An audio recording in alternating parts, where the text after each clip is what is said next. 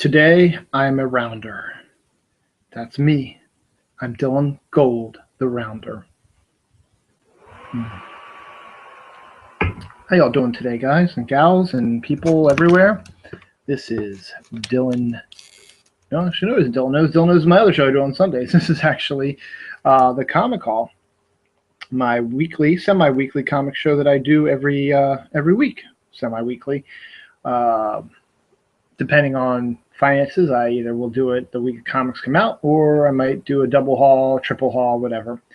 However, this week I was able to get my comics at my regular time. I just wanted to wait till today because I had a lot of stuff going on Wednesday that I had to hold off on. So without further ado, this is the Comic Hall, my weekly show where I discuss all the comics that I bought this week, show you covers, interiors, try to get you guys out there to go and buy comics. Go visit your comic store, buy your comics, because comics are good. Comics are for everyone also.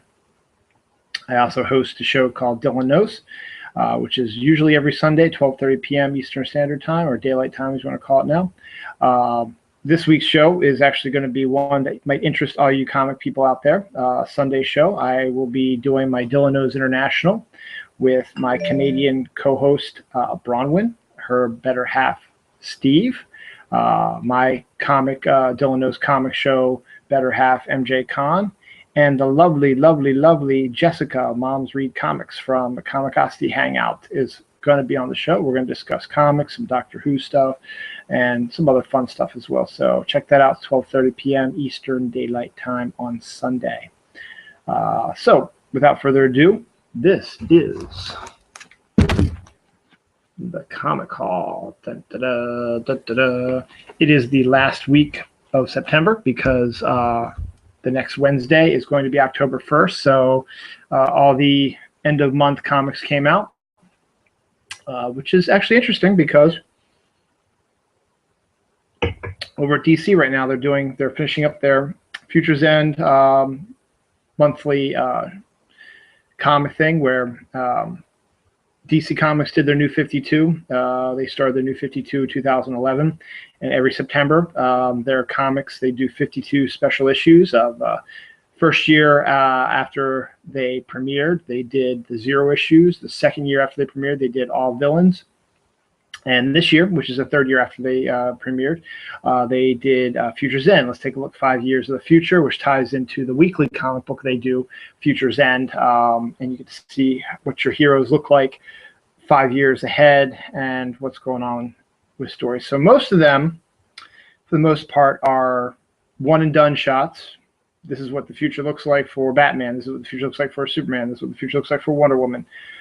However, as I was leafing through my haul this week, it was interesting that a good amount of them have, well, not a good amount of them, but at least 2 of them have repercussions down the line. One in a regular series, and one potentially could be huge. And that one we're going to talk about first, hence my name, Dylan Gold here. This is Future's End, Booster Gold #1. Booster Gold is a fantastic character. He does not currently have his own series in the New 52. That is a horrible situation, and it needs to be rectified immediately. Dan Jurgens, who created him, is still running strong in the DC universe. He's actually one of the many writers on the Future's End storyline, and he's always a good guy. He's got good artwork and good writing ability. So they needed to do a Booster Gold, a 52nd one. So they decided to say, hey, why don't we do a Future's End Booster Gold? And the stuff that happens in here, from what I haven't read it yet, but from what I leaf through it, is going to have repercussions down the line of the DC line. It could even cross over slightly with Multiversity, which is fascinating in its own right, but it definitely will have something to do at the end of the Future's End storyline. But as you can see, I love Booster Gold, so I decided to go. They have the 2 covers. They've got the moving one where there's just Booster by himself, and then 5 years later, there he is being attacked by tiger creatures. This was written by Dan Jurgens, who is, as I said, the creator of Booster Gold, created him way back in the 80s and still running strong. So he wrote this issue. And since there's multiple dimensions that he's traveling through and he goes through, they have multiple artists covering them. And it's a pretty damn good group of artists. We've got Mortot, who up till now was doing the All-Star Western series. Is pretty good. Here's Mortot stuff. Oh, pretty nice looking stuff there. Dan Jurgens himself, as I said, is a really good penciler in his own right and is the writer, creator of Booster. Here, let me see if I can figure out. Let's see, it's page 1, 2, 3, 4. This is Dan Jurgens stuff. All right, he is also one of the pencilers with Norm Rapmud. Will Conrad draw issue 6 and page 6 and 7. So here's Will Conrad's version of Booster. All right, who else we got in here? Steve Lytle. I haven't seen doing a regular book in a while. He was a big Legion guy, and guess what? It's the Legion. Legion's a great series. He's come back also. And they might, because Justice League United is supposedly doing a storyline with the Legion. It's pretty cool. After that, we have Stephen Thompson and Mark Irwin. These two guys right here. Irwin. Next up is, names I haven't heard in a long time, Ron Frenz and Scott Hanna. And I can see why they brought Ron Frenz in, because he has a very, he does now, he didn't always used to be like this, has a very Kirby-esque quality to his drawings. So he's doing a Kirby-style fight with a giant tiger creature. And then finally, the creative team on The Flash, which I absolutely love, Brett Booth and Norm Rapmud, is also in here. So this book's got it all. It's Booster Gold. Booster Gold is fantastic. The story is written by the guy who created him. A good gang of artists as well. Booster Gold is a great character. He's a time traveler, so there's all kinds of crazy stuff, and apparently a dimensional traveler as well. You get to see some of the dimensions that you like, or other alternate Earths, I should say. So as I say, it's got possible connection with the multiversity, which is going on now, and also with Future's End. So ends on a cliffhanger with the ominous words "to be continued at the end of all things," something like that. So interesting. Speaking of the Flash, here's Future's End Flash #1. Once again, I got this special cover because I love the Flash now. It's fantastic. But what's interesting about this one, as I mentioned at the top of the show, is most of the Future's End books are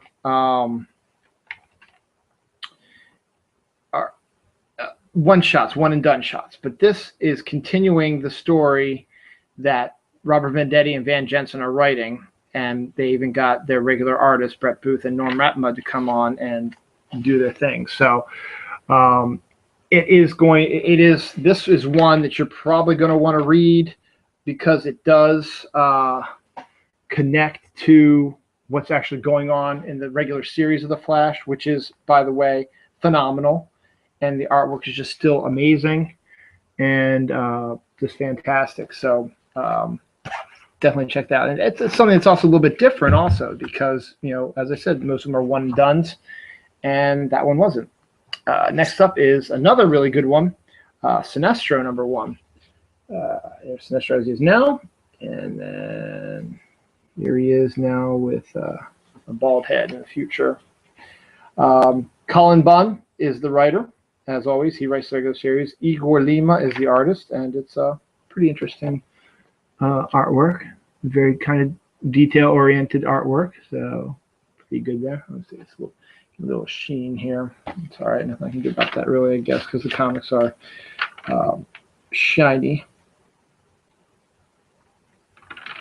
So here is some more Sinestro. So Sinestro is one of those series that is absolutely excellent, and this one looks like a lot of fun, and a nice little twist at the end, which I'm not going to reveal. So a lot of these have some interesting twists at the end, which, you know, they are the future, so it doesn't necessarily mean that's how things are going to end up. Continuing on the Lantern trail, I've got Red Lanterns, Future's End #1. Again, I bought the special cover. They've got two. They've got the regular cover, and they've got the special one where he switches from, he's a Blue Lantern to the Red Lantern. So this is focusing on Guy Gardner. Charles Soule is the writer. Jim Calafiore, who I love, is the artwork. And it looks now that Guy Gardner has become a Blue Lantern, which is really a neat idea. And Jim Calafiore's artwork is just absolutely gorgeous. And it's fun to take a look and see what's going on in the future. And hopefully Red Lanterns will continue on even after, I think Charles Soule is going to be leaving soon because he just signed exclusive with Marvel. So we'll see what happens. But as I said, there's the two different covers. There's the regular cover, then there's a special wavy cover thing, I forget what they call that. And I had been buying mostly the regular covers because why pay an extra $1 for the same book just to get a movie cover, cover that moves. But this week, there's just so many really good comics out this week that I had to do it. So next up is Harley Quinn #1. Once again, the wavy one. With her getting ready to fight the Joker, and then now they're married. Interesting. As usual, it's written by Jimmy Palmiotti and Amanda Conner, and Chad Hardin is the artist, who is the regular artist on the series. So Harley Quinn is one of the funniest books you're going to read. Jimmy Palmiotti and Amanda kill it, and Chad Hardin's actually artwork is not bad at all. So we get to see Harley Quinn. Looks like she's getting married to the Joker, which is what she's always dreamed about. So pretty cool. So Harley Quinn #1, Future's End, another one you want to pick up. There's two. The next Future's End is Justice League Dark, Future's End. I had to get this cover because it's Zatanna on the cover. I absolutely love Zatanna, and then Evil Zatanna. J.M. DeMatteis, the writer of Justice League Dark, wrote this series, wrote this issue. Artwork is by, let me see if I can find the artist. Let's see, where is the artiste? There he is. J.M. DeMatteis wrote the story. Len Wein, another old style comic writer, wrote the script. And Andreas Grinaldo, who is, I think, the regular artist on it now, is penciler. Walden Wong is the inker. So we've got the Demon, and Black Orchid looks like he's in this, and Starfire, not Starfire, Zatanna, and all kinds of great. So the artwork is pretty nice and clean. Justice League Dark is one of those great series. The supernatural superheroes who deal with magic and demons, stuff like that, forming their own team is actually a brilliant idea. And have James DeMatteis write it is amazing. So that's Justice League Dark #1, Future's End. I was going to try to get just the cover for this one, but they didn't have any. But I was intrigued by this one. It's not a book I usually pick up, but I figured, why not? Catwoman, Future's End #1. As I said, I was going to probably pick up the regular cover, but they didn't have it in my store, so they have this one. Written by Shali Fish, art by Pat Olaf, and inks by Tom Goyen and Walden Wong. One of the main reasons why I wanted to buy it was because we know in the Batman Eternal books, we got a view of the future that Catwoman becomes the criminal crime lord of Gotham, and this looks like it's going to take a look at that and harken back a little bit to her connection to the Black Mask, which I don't think actually happened in the new 52, but in the old 52, her and Black Mask had a really deep connection. It looked interesting. Catwoman has always been one of those interesting characters. Can't really tell, that much about what's going on, but artwork's pretty nice looking, and Catwoman has always an interesting character. So that's it for all the fancy covers. I still got a few more Futures End to look at because there were a lot that came out and a lot that I wanted to get. Speaking of Jimmy Palmiotti, he and his other writing partner, Justin Gray, writing Star Spangled War stories featuring G.I. Zombie. So this is the G.I. Zombie Futures End #1, 5 years in the future. He's a soldier who cannot die. He's a zombie. Scott Hampton is the artist and colorist, who is one of these painterly type of artists. The artwork is absolutely gorgeous. And I haven't read any of the issues. I bought them, but I haven't read any of them. But I mean, it's a zombie soldier, and you cannot go wrong with zombie soldiers. So very cool. And Scott Hampton's artwork is incredible. So G.I. Zombie, go pick that up as well. Futures End Superman #1. Here's the regular cover for that. Written by Dan Jurgens. Yeah, he was a writer of Superman back in the 90s, I think, and he was actually the one who was one of the guys who killed him off, and I think was the one who wrote the actual issue where he dies. But Lee Weeks is the artist, who's another good guy to keep going on. And if you've been reading Futures End, you know who this Superman is, but I'm not going to spoil it for you. But it looks absolutely gorgeous. Superman, Black Adam. Lee Weeks is a good artist, and Dan Jurgens is, of course, a fantastic writer as well, as we already mentioned him. Also, speaking of Dan Jurgens, did he write this one also? I think he did. Yes, he did. Dan Jurgens is all over the place. Dan Jurgens is currently the writer of Aquaman and the Others. This is Aquaman and the Others Futures End #1. The main reason why I bought this one is, even though I don't read the Aquaman and the Others comic, it crosses over with the Aquaman Futures End story, so I figured I better pick up the second part to see how things go. It's pretty cool. It's a good look at the new team, the Other. And it was written by Dan Jurgens with art by Sean Chen, who is very, very capable, very good artist. And so Dan Jurgens wrote 3 books this week. I was unaware of that. So fantastic stuff. So if you picked up Aquaman, you're probably going to want to pick this up as well to find out what happened since Aquaman's Futures End ended on a cliffhanger. That was something else that was different also with this September stuff, that they did a continuation 2-parters on a couple of the series. So that's it for the Futures End. So that's going to be it for those. So all 52 of them have come out. They're done. October 1st is the beginning of the new storylines, new storylines, new creative teams, new books are coming out. So we got some really good Gotham Academy, which is an interesting one I'm thinking about looking at. The new creative team on Batgirl. And just the beginning of a bunch of new storylines that are eventually, I guess, going to crescendo into what's going to happen. I guess it's next March, next April, when the big event's supposed to happen. I think next March. And for those who might not know, next year is the 30th anniversary of Crisis on Infinite Earth, so they're going to celebrate that in some form or another. So we're all assuming that this Futures End is leading to another possible crisis. So we'll see what happens. So that being said, we're done with the Futures End books. They're over, done with. The only thing that's going to be left now is going to be the miniseries, the limited weekly series, which I'm going to show you in a second. And that's going to crescendo up to what's going to happen in March or April of next year. So new creative teams, new artists, new story arcs, all starting next month. The variant cover they're going to be doing, I've seen some of them. I'm going to be buying probably all of them. It's October, it's Halloween, so the variant covers they're going to do are the superheroes as like the Universal monsters. Like you have Batman as the Mummy, or Superman as a vampire and stuff like that. So Wonder Woman as a she-beast, stuff like that. So I've seen some of the covers and they're really cool.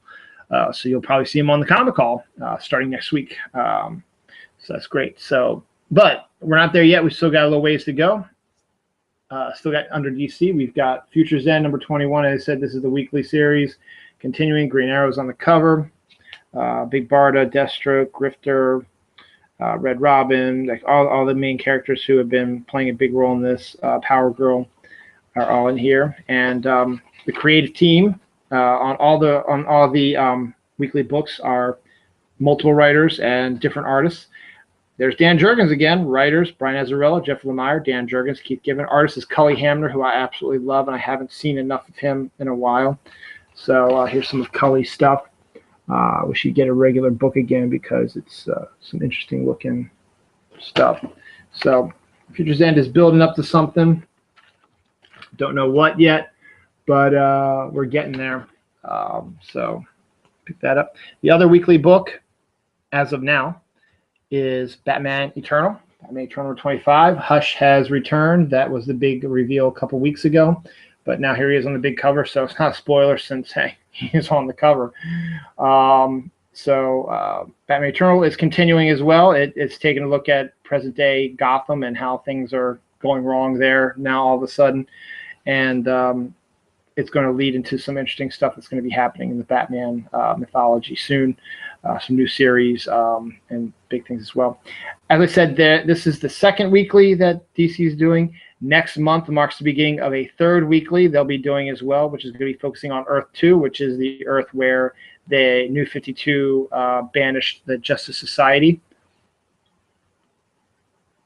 and updated their look as well. So will I pick it up? Probably, but I'll have to see. Once again, money issues. We'll see what's going on. But as of now, Batman Eternal number 25. Jason Fabak is the cover artist. Good stuff. Again, multiple writers. We've got Scott Snyder, James Tynion IV, Ray Fawkes, Kyle Higgins, Tim Seeley. R.M. Guerra, I think might be his first time on doing Batman Eternal. Some dark type of stuff. So Red Robin, again, making a big appearance in this weekly as well. And hey, don't get me wrong, look who's still here. Batman's still there as well. So Batman Eternal 25 is the other weekly. This is late, but it's out finally. Superman this whole summer, most of the books were doing the Doom storyline where Superman and Doomsday were merging into one being. Well, this final creates the end of the Doom storyline. Greg Pak, Charles Soule are the writers. This one has multiple artists as well. I'm not going to show you all the different stuff because they don't have the pages. It's Ken Lashley, Simon Kudransky, Corey Smith, Dave Bullock, Jack Herbert, Ian Churchill, Aaron Cooter, Vincente Cifuentes, and Norm Ratmud. Looking like, it looks like we've got some looks in the future of Superman as well, interesting things as well. And Batman and Wonder Woman make appearances in here as well. And Martian Manhunter's in there to boot as well. So, and Lois Lane being infected by Brainiac also. So I haven't read the full series yet. I can't wait to see how it ends because it ends on a kind of a bizarre cliffhanger, which I don't quite understand what it might mean, but I'm not going to show you because I don't want to ruin it. But there's some good stuff. Supergirl's in it as well. So finally, the Doom storyline is over, and I said earlier when it started that it was going to be one of the ones I was going to try to get every issue of. I've got every issue except for one because I didn't know it was a part of the series. And I think it was during one of the weeks where I didn't have money, and so I didn't buy anything that week. So that's it for DC. So I took 26 minutes to talk about DC. There's a lot to talk about. I don't really have a lot left to go over the Marvel Internet and the Independence, so we'll do that. So we go from Doomed, which was a storyline I was going to read just because it looked interesting, which is one of those crossovers. Mini crossover wasn't one of the big ones that I'm getting burned out on. I like the small ones that are within a group of books here and there. This one might be a little bit bigger from Marvel, and I've been talking about it the last couple of weeks, but Spider-Verse is going to be huge when it starts. Right now, we're getting just little tastes of it here and there. This is Edge of Spider-Verse number 3. I think this has been weekly, where it focuses on a different Spider-Man from a different to mention because the series is going to have every single Spider-Man character there is. The story is written by Dustin Weaver. He's the writer and the artist. And he's actually not bad. Looks like it's kind of a robotic type of Spider-Man.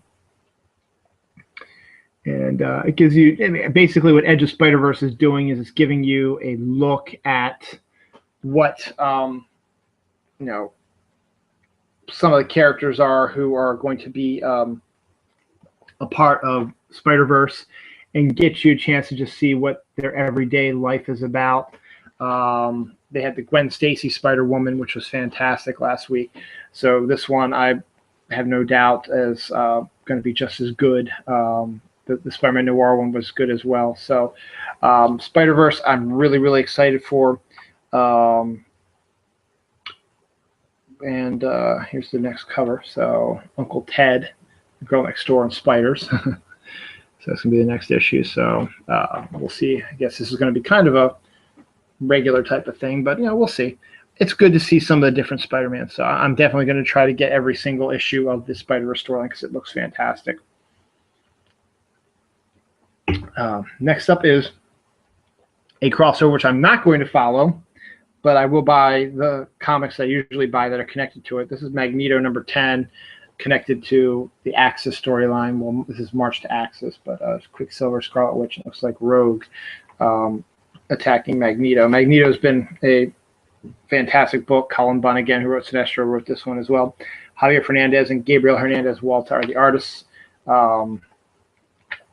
And it's a pretty nice looking book. Good artwork, good coloring, very interesting. So keep reading it, and hopefully, you know, you won't have to know what's going on in the other books to enjoy it. Another great X-Men book is Storm. Greg Pak is the writer of this. Scott Hepburn with David Baldione and Scott Hepburn with Jordi Tarragona are the artists. And, you know, Storm is meeting up again, looks like, with Forge again, who used to be her lover. But this has been a phenomenal series, and I have no doubt that this will continue the phenomenalism of it, which is not really a word I know, but it's a great book, and you absolutely should check it out. Strong female character, and, you know, if you know Storm from the movies, it's not quite her. This is a book that came out weeks ago, and I finally got it. It took me a while to get it, but I just want to just show it to you real quick. Black Widow number 10. Another really good, strong female character. Nathan Edmondson, Phil Noto. Very distinct artwork from Phil Noto. Espionage, stuff like that. Everybody knows who Black Widow is from the Avengers movies, and this is not quite the same Scarlett Johansson type, but still a good. Looks like Hawkeye's in this issue. So, you know, fans of the movies, hey, pick up Black Widow number 10. It's been out for a couple of weeks, so your store may or may not have it on the shelf, but I just happened to pick it up. Another one that I didn't get recently because I'm still kind of iffy. I went on a rant about this a while ago. I'm not going to reiterate it, but Amazing Spider-Man 1.4 came out a couple weeks ago. It's almost like a mini series. This is some of the early. Dan Slott's writing some of the early adventures of Spider-Man when he just got his powers. He's still in high school, stuff like that. I'm not exactly sure why he's doing it, if he has a plan, because I haven't read it yet, so I don't know if there's a plan connected to the main story overall, or the characters that they introduce in this are going to play a big role in the regular series. But I don't know how much longer you can go with 1.4, 1.5, 1.6. So 1.4 came out a couple weeks ago. Once again, it was one of those I didn't get till just recently. 1.5 came out this week. Again, Dan Slott's the writer. The artist is Perez. It's Ramon Perez. So he's done the artwork for both of these. So old style look to it. I guess a chance for Dan Slott to investigate a little bit of old-fashioned, untold Spider-Man stories from when he was in high school that he wanted to tell that he can't tell now because Peter Parker is grown up now. So that was 1.4, and here's 1.5. Looks like it's the same villain through everything, so it's playing a big role. So I'm assuming that probably he will play a big role. And who knows, this might actually be the last issue, because here's the final spread of it to be continued forever and ever. So we'll see what happens. But yeah, the whole 1.4, 1.5 stuff, I'm over it. It's so dumb, and I'm not even going to go into it anymore. That's it for Marvel. I've only got a few independents left, and then I'm going to get out of your face because it's getting late. I'm tired. An interesting side note, back in the late 80s, I think it was 86, 87, somewhere around there. Maybe not that late, 88, 89 maybe. Dark Horse Comics was still kind of newish. They were still centered in, I think, Milwaukee, or they're the ones in Oregon. I'm not exactly sure. Anyway, it doesn't matter. And they needed something to put them on the map. So Mike Richardson, I think, who is the guy, I don't know for sure, but he's the guy I think has been like the main guy down there at Dark Horse for the longest time. He came up with the idea of, why don't we license some stuff and make some comics from licensed stuff, and maybe that'll get us attention. Whoa, Nelly did it. Because at the time, nobody was doing comics based on aliens. And Dark Horse did. And they were rewarded. Their first issue was black. The first limited series was black and white. I think Mark Nelson was the artist. I don't remember I think Mark Ferry was the writer. And it sold like gangbusters because everybody loves aliens. So they just kept going at it. They kept releasing aliens stories after alien stories after alien stories. Some are good, some are not so good. They even crossed over with DC. They did Aliens and Green Lantern. They did Aliens, Batman and Superman as well. And those are really, really good too. And after Aliens, what else do you want to do? How about Predator? So they brought in Predator. So they had Aliens and Predator. And they started thinking, Predator 2, the movie Predator 2, there's a little Easter egg where they're inside the Predator spaceship and they're looking at his trophy case. And lo and behold, there's a skull from one of the aliens. So things started clicking in people's heads and said, hey, why don't we do a comic, Aliens versus Predators? And I think Jackson Geist was the artist on that one. I forget. I think Chris Claremont might have been the writer. They got a big-time writer. Forget who it was. They got a big-time writer do it. It was not as good as expected. It was a 12-issue series, and it was just it felt really drawn out. But it drew a lot of attention because their Predator limited series were really, really good and getting a lot of good press, and their Aliens ones were getting a lot of good press. So why not connect them? They were the first ones to do it, and then eventually the movies were made and stuff like that. But after a while, they, from what I recall, they really haven't been doing too many Aliens books because I don't remember seeing too many of them. Well, now they decide, you know what? They've got a whole bunch of licenses now, and they've got original stuff as well, but they've got a whole bunch of licenses now. They are losing Star Wars to Marvel, since Marvel and Star Wars are now owned by the same company in Disney. So they need to get back into it. They have a big following with their Buffy and Angel comics. They actually do comics versions of The Strain. They do. I'm trying to think of any other ones off the top of my head. I can't think of any ones off the top of my head, but they do a lot. I mean, there's a lot of licensing stuff as well. They did have, as I said, they had Star Wars for a long time, but now they don't. So they decided, why don't we redo our Aliens to get them back into people's opinions? So here's Aliens. They're also doing Prometheus, I think, down the line, so that might be interesting to look at.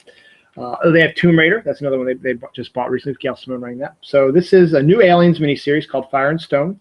It's written by Chris Roberson and art by Patrick Reynolds. So everybody loves the Aliens, and pretty good, moody, effective artwork for the series. So pretty good. You're going to meet the characters, and then you're going to have the appearance of the xenomorphs. So, check it out, and we'll see what's going on.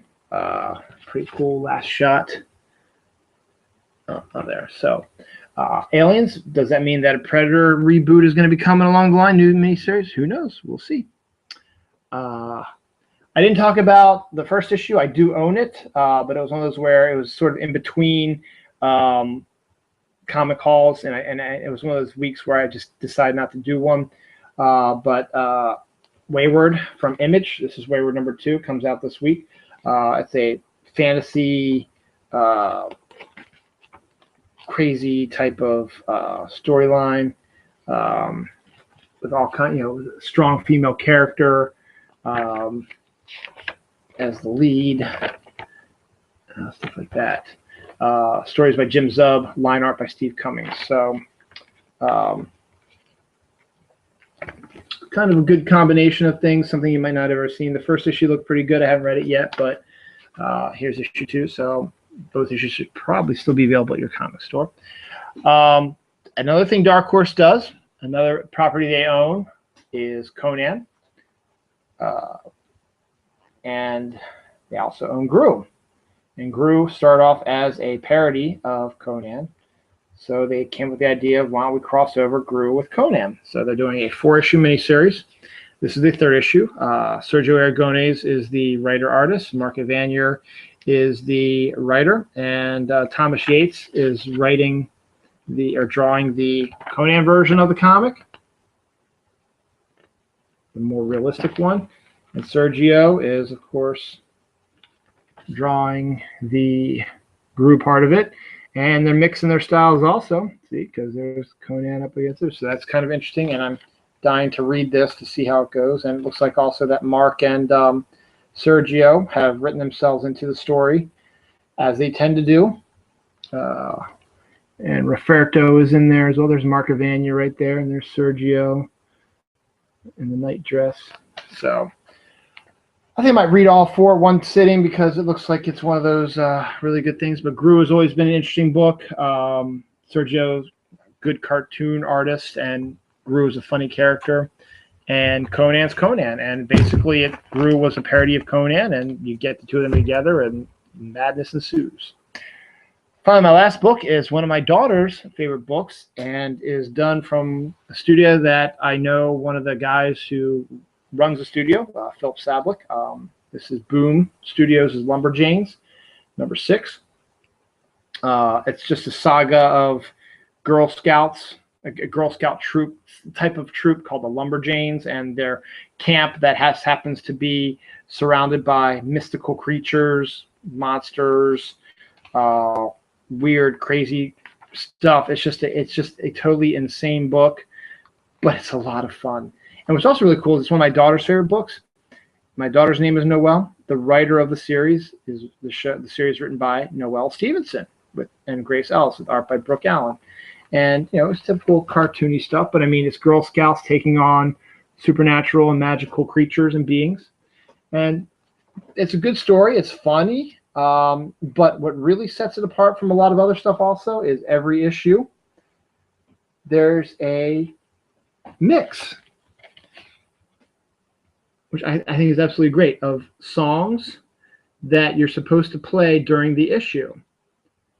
And this is the order you play them in. Some of them are songs you may have heard of before. A lot of them are like independent musicians that I've never heard of before, but they are real musicians. You could probably find all their stuff on YouTube or iTunes or whatever, and you can make your own playlist and play it when you're reading the issue. And I think that's, I think that's one of the fantastic ideas about this. So that's Lumberjanes is the last of the series of my haul for this week. Luckily, there were no viewers to hear that, but that's my haul for this week. Next week, October 1st, will be New Comic Book Day. I will probably not be doing a new till the 3rd. Oh, actually, no, I won't be around till the 3rd, so I may have to do it on the 1st, or I may have to figure out time to do it, or I may just skip next week. We'll see, because I won't be here on Friday to do it. So we'll see what happens. I think it's going to be a financial week, so I might have to wait till Friday to get my comics, but I won't probably be able to do a haul maybe until Saturday or Sunday. So we'll see, but look for the haul sometime next week. We'll try for Wednesday, but it'll probably be more like on the weekend. So come back for that. Go to your comic store. Go look for those books. These are all books that came out this week. There are other books that did come out. Those are just ones that I bought. There were some that I didn't like. So you go ahead and check out what you want. You might like ones that I don't. So that's always a possibility. So on that note, Sunday, watch Dylan Knows International. Moms Read Comics Jessica from the Comicosity Hangout will be on the show, along with MJ Com, my comic co-host that I do the first Sunday of every month, where we do our comic show. And it's Dylan Knows International, so my co-host is Bronwyn. And this week, Bronwyn is with her better half, Steve. So it's just going to be Bronwyn, Steve, me, Jessica, and MJ talking comics, Doctor Who, and other stuff. So tune in for that, 12:30 p.m. Eastern Daylight Time. Or I'll be tweeting it out once it's done. You can catch it on my YouTube page. You can catch this on my YouTube page as well. Obviously, there were no viewers, so nobody probably watched it while I was doing it live. So I'm getting ready to shut this down, and I will drop the video out there, and hopefully this weekend you'll check it out. Go to your comic store this weekend, buy some comics. Just look around, see what they got. Most stores on the weekends do a special sale, so you might be able to get caught up more. Just go in, check it out. If you saw something you liked in here, artwork looked good, the story sounds good, character's interesting, go to the store and find it, buy it, pick up some other stuff as well. On that note, I'm going to leave you with that. Enjoy the rest of your evening. Have a great weekend. Bye.